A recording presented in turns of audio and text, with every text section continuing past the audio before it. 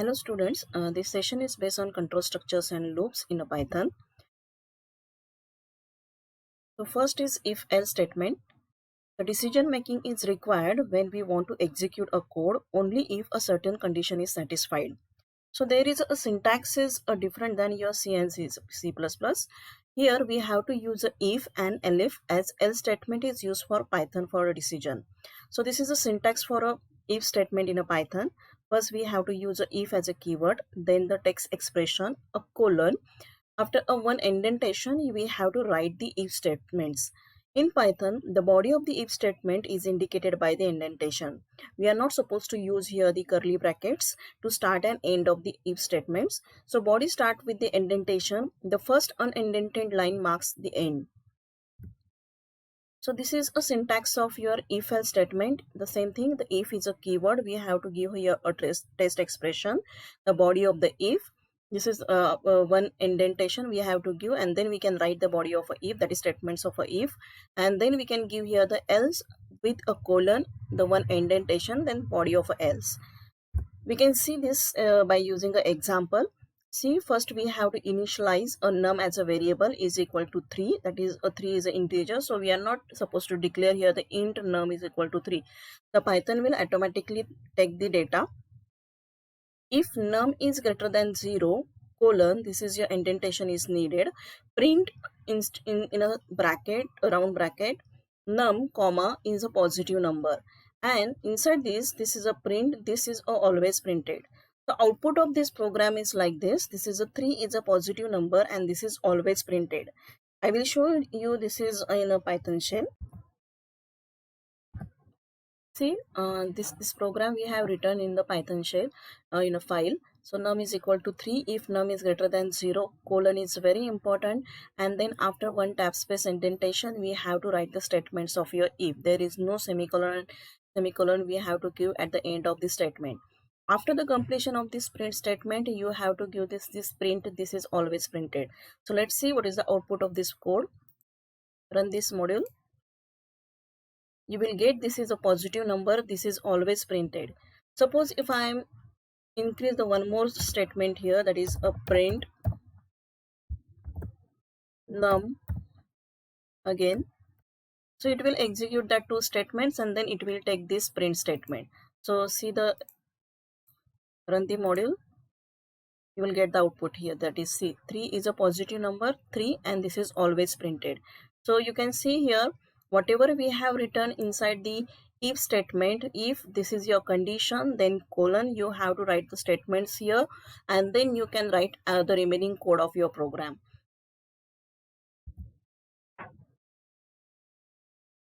So the next content for if else statement problem, we are going to find out the even and odd number. So see, we have to take the number from the user here.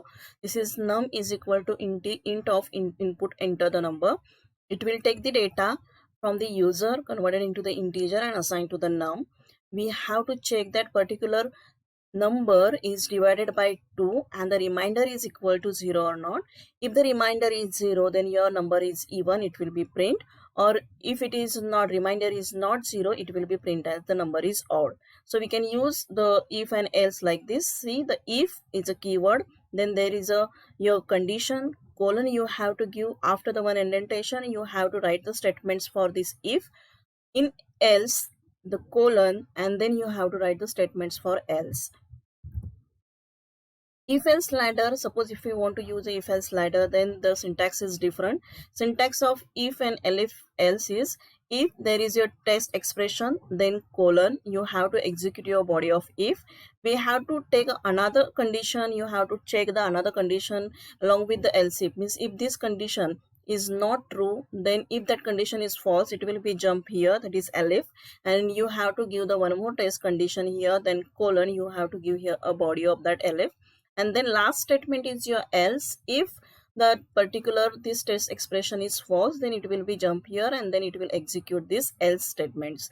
So see, we will see this by using an example, that is write a program to display the grade of the student based on the marks enter. That is, if the marks is 70, that is greater than or equal to, then distinction you have to display. If the marks is greater than or equal to 60, then you have to display the first class, and if the marks is greater than mm, 50, then you have to display the second class, otherwise the plus class. So see, we have to write the program by using this if elif ladder, that is else if ladder. So first you have to enter the marks. First we check this, if marks is greater than or equal to 70, then print distinction. If this condition is not true, it is false, then it will be jump here, that is of a elif. Elif marks is greater than or equal to 60, then it will print the first class. If it is this condition again false, it will be jump here, that is elif marks greater than or equal to 50. This condition is true, then it will execute this print second class. Otherwise, it will be jump to the else routine and it will be print the pass. Now loop, that is for loop. The for loop in the Python is used to iterate over a sequence, that is list, tuple, string or other iterable objects. Syntax for loop is like this. For is a keyword, value in a sequence, a statement for a for. So this is sequence, you can implement, give here any list, tuple and string, etc. Colon is very important. So this is a very the different syntax of a for loop. This is for is a keyword, value. Value is a variable that takes each value of the elements inside the sequence. So whatever elements is present inside the sequence, that will be taken by the value, and then it will be checked, and it will be iterate number of the elements are present in that sequence. So loop continue until we reach the last items in the sequence. The body for the for loop is separated from the rest of the code using indentation. So this is an example of a for loop. We will see, we will take here a list. Inside the list, that is numbers is a name of your list. Numbers is equal to, inside this square bracket, we have taken here 6, 5, 3, 8, 4, 2, which is separated by commas.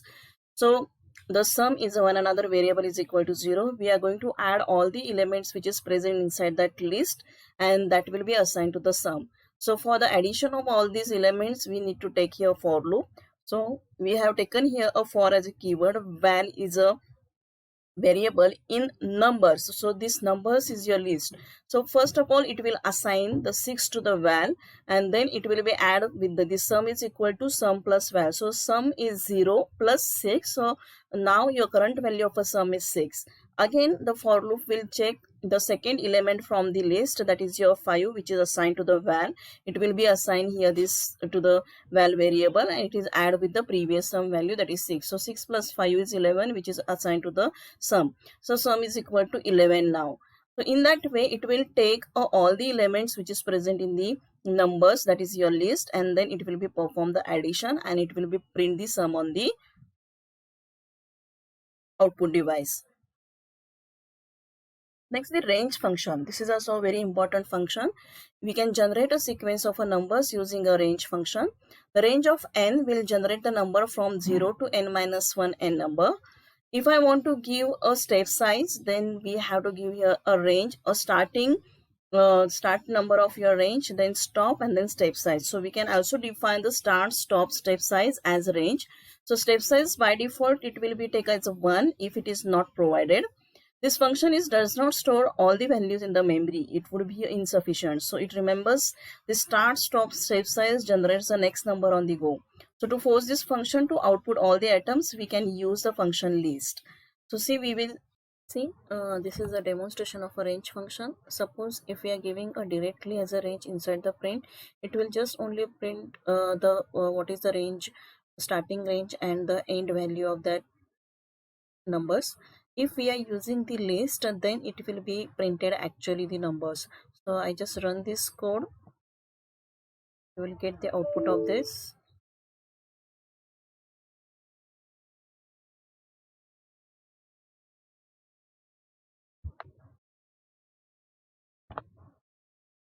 Just one. Then I will run the code. You will check here, this is your data. So see,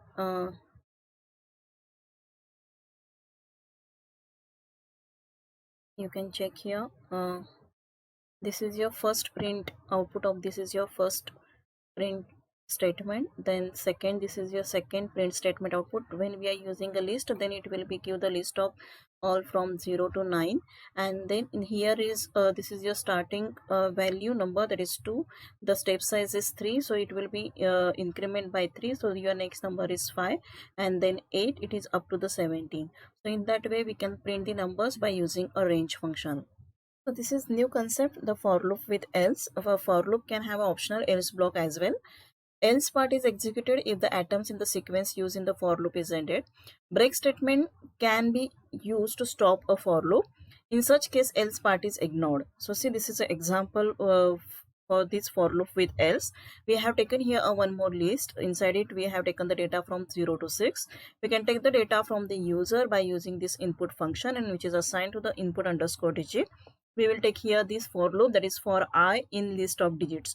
So I will be assigned each and every value from that list, and then it will check by using this if statement, that is if input underscore digit means whatever data we have entered is equal to I, means it is available inside that list or not.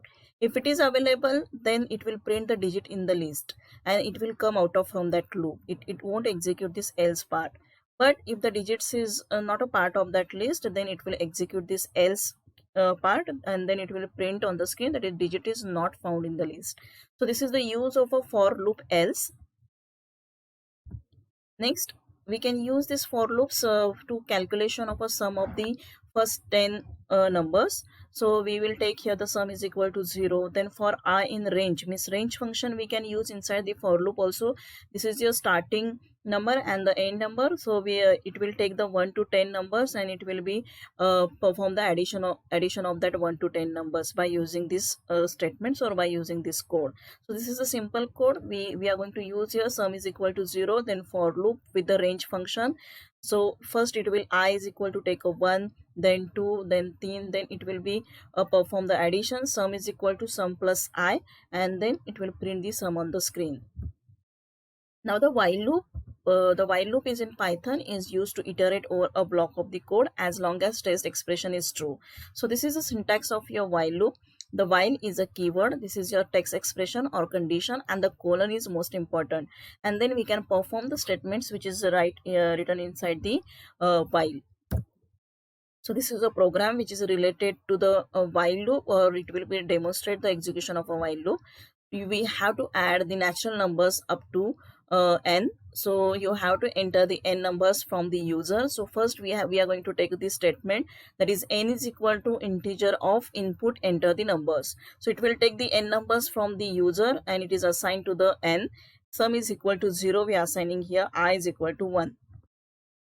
We will write here condition while I is less than or equal to n, means suppose if I enter n is equal to 5, I will be checked as n is less than or is equal to 5. Now here I is equal to 1, so of course it is less than or equal to 5, so it will enter inside this loop. Sum is equal to sum plus I. So what is the value of I here? 1. Sum is your value 0, so now current value of a sum is become as 1.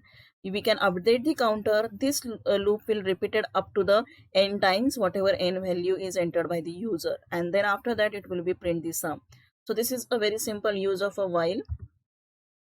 So the same way as a for loop we can use with else. The same thing we can use a while loop with else. Else part is executed if the condition in the while loop evaluates to the false. So while loop can be terminated with a break statement.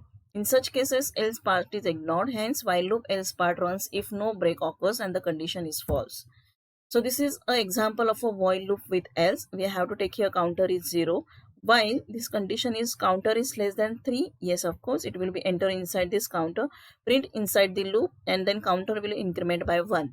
So this loop will be incremented up to the 3. It will check your counter is greater than 3, then it will perform this inside else part. So it will print this inside else. So we can see this is by using a Python shell. So you can also execute this program in your Python editor. Run the module. you will get the output like this. Means your while loop is executed 3 times, so it will be printed inside loop 3 times here, and then after that else part is also executed, because we have not used here a break statement inside the while loop. So now we have covered all the control structures which is available in Python. In next session we will see the functions and the modules which is available in Python. Thank you.